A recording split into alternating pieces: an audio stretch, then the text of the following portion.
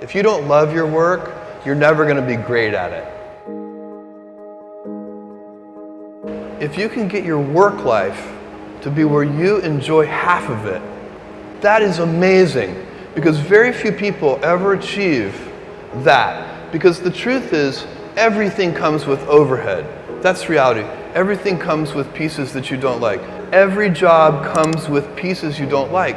And we need to say, that's part of it. You have to figure out how to set up your life in such a way that you can minimize the things. And I find people don't dislike hard work.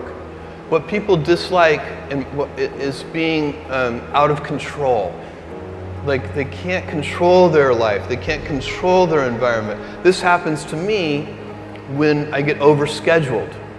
I hate being overscheduled. I want some time to be able to think and free myself. We all have the same amount of time in the world. Nobody has more time than anybody else. And when you become a very successful person, one of the things, you start to get overscheduled. If you don't love your work, you're never going to be great at it. The other thing I would suggest to any young person, even before they start their career, is to really think about their choices. Because I find young people, and when I was young, I made this mistake too. You can get very fixed on your gifts. So everybody has gifts. You know, you have gifts and you have things that you didn't get gifted. Maybe you're extremely beautiful. Maybe you're extremely good at mathematics. There are a lot of things that you can be given. But those things can confuse you because they're not the things that construct your life. It's your choices that construct your life, not your gifts. You can celebrate your gifts. Be proud of them. Be happy of them. Actually, don't be proud of them. Be celebratory of them. But you can't be proud because they're gifts. They were given to you. You didn't earn them. You can only be proud of the things you earn. And so, as I got older, I started to realize I wasn't proud of my gifts. I was always good at school. School was always easy for me. And I was always proud that I was a great student. I got A's in all my classes. I was good at math, all of that. And I thought that's who I was. But it's not true.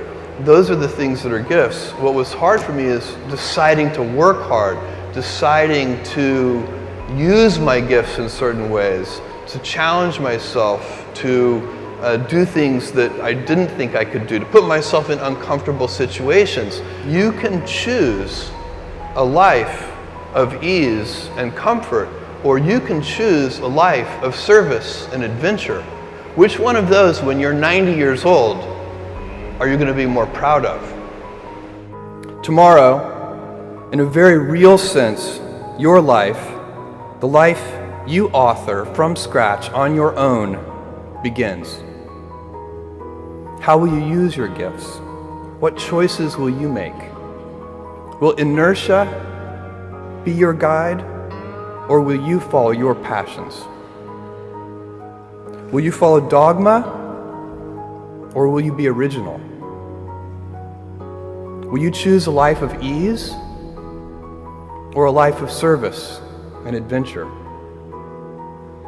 Will you wilt under criticism, or will you follow your convictions?